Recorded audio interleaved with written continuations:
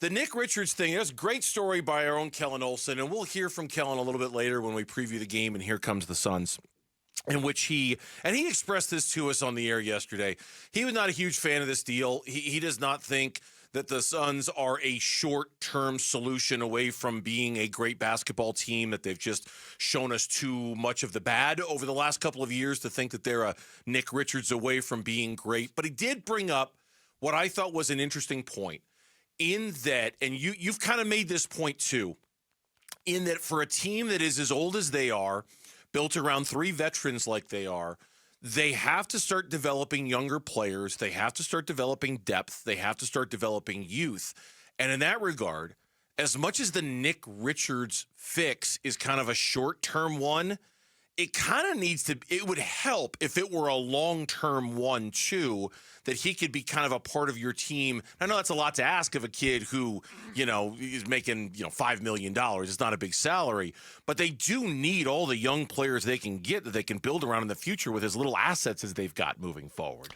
Yeah, there's no – and every time you look at a guy like Ryan Dunn and you're like, okay, Ryan Dunn, also Iguodala, Nick – you start to build – now, listen, you don't want to be the Washington Wizards where you got everybody that's 23, 24, 25 years old, but you got to have a balance, right? Because balance helps you not be $400 million in payroll. You don't want to have to pay, or you want to have veteran – you want to have younger players at cheap contracts like Nick Richards and Oso Iguodala and Ryan Dunn, because, again, then you don't have to go out and spend all that money. Your goal is not to spend $400 million a year on a team. That's not your goal. And your goal is to have young players, because what do we always say about the Suns? The problem they have is with teams that are young and athletic. Well, if you can match that with some of your young and athletic guys, maybe that won't be such a problem anymore. But when you're constantly throwing a lot of older players out there, and you're not as athletic, then sometimes you can get run out of the court. Yeah, and look, I'm not suggesting that Nick Richards, I guess in a way I sort of am, but I'm not sitting here saying that Nick Richards has got to be a building block part of your future. But this team at some point, and this is where every conversation about should they blow it up, should they trade pieces, should they get draft picks back, should they look themselves in the mirror and realize that they're not very good, a lot of it just kind of comes back to how they were built and how they were constructed and how they have sacrificed just about everything that's not bolted to the floor in terms of a draft pick or a young player or a young asset. They've given them almost all up and given them almost all away in the name of having this team that's good enough to win it right now, which only works if you are, in fact, good enough to win it right now. And if you're not, it sets yourself up for a really poor future. And that's where Nick Richards and Ryan Dunn and Oso Iguodala kind of come in. That's why, quite frankly, them getting a second-round draft pick back from Charlotte and them maybe keeping that pick and using that pick and getting a player. Now, it's a late second-rounder, so it's kind of a flyer. But stuff like that matters because they need that young, cheap talent. They're going to rely upon it at some point. Well, you got to hit on the picks, too, though. Yes. And that's where you look at what they did last year, and you're like, okay, I'm very impressed by that. You're impressed by it because you ended up with two players that are contributing to your roster on a regular basis. There's other years they've had. Now, right now, that pick is projected to be 54th. It's coming via Denver, but it'll be the 54th pick in the draft. That's when the Suns are going to pick. They have no first-round picks this year. They have no first-round picks. They have the second-round pick that they just acquired from Charlotte that comes via Denver. And, again, that pick is number 54 in the draft. So, there's only 59, 60 picks in the draft. It's going to be hard to get. That's you have a pick. But how often can you continue to get good players at that late in the draft? It's hard. It's not about specifically who they can get with the 54th pick. It's just kind of about the philosophy. And this is something we've talked a lot about the last couple of days, the philosophy about how you win basketball games in 2024. Bill Simmons on the BS pod today spent a lot of time talking about the Suns.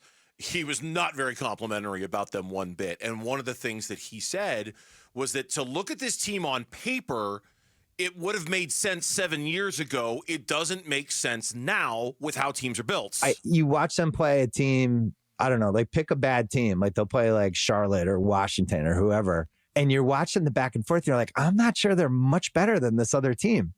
The league's just really good and really deep. And what's funny, Katie and Booker are both over 36 minutes a game, and they've actually had them for most of the year. it's a team that makes more sense on paper in 2017 than in 2025 when you need depth. They just threw away depth. And that's the theme that just keeps coming up about the Suns, is that this idea of building a team around Durant and Booker and Beal and 3 max players and 3 superstars, that's the way it used to be done in the NBA, and that's not the way it's being done now in the NBA. And the sooner the Suns realize that, this is the theory anyway, the sooner the Suns realize that and realize they just built a team that doesn't work for today's NBA, the better off they'll be. I think that's what a lot of people who advocate blowing it up, that's in part what they kind of talk about, right? Like, this is just not how you do it anymore in the NBA. If you go to the bubble, what was the year of the bubble? Was that 2020. That was the 2019-2020 season. Yes, sir. Okay. If you go to that year, that was before Chris Paul. Okay, that was before Chris Paul.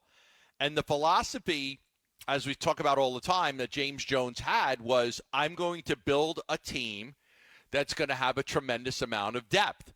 Their depth, remember, we always give a lot of credit to Aaron Baines for what he was able to do. And you had Javon Carter was on that team. And you had Cam Johnson, and Frank Kaminsky, and Kelly Oubre Jr., and Ricky Rubio, and Dario Saric. And you were deep. Like, you had 10, 11, 12 guys that you could put out there, and they could play. And not only they could play. They were good players. Not only that, I'm looking at that roster right now, okay? 1920? The 2019-2020 Phoenix Suns. Yeah, that won 8-0 in the bubble. 23 years of age, 24 years of age, 21, 29, 23, 25, 25. Yeah, Rubio was the oldest guy, right? Aaron Baines was the oldest. He was 33. But even then, Ricky Rubio, even though it felt like he'd been in the league for 20 years, Ricky Rubio was only 29 when he was on that team. Wow. Cameron Johnson was 23. Frank Kaminsky was 26. I mean, it's like... But they were good. Like, they were good players. They were like, good. They were good NBA players. I mean, Dario Saric he was your favorite player. Saric, and he was only... could play. He was only Kaminsky 20. could play. He was 25 when he was on that team. Saric. They weren't great, but they were good at their roles. Now,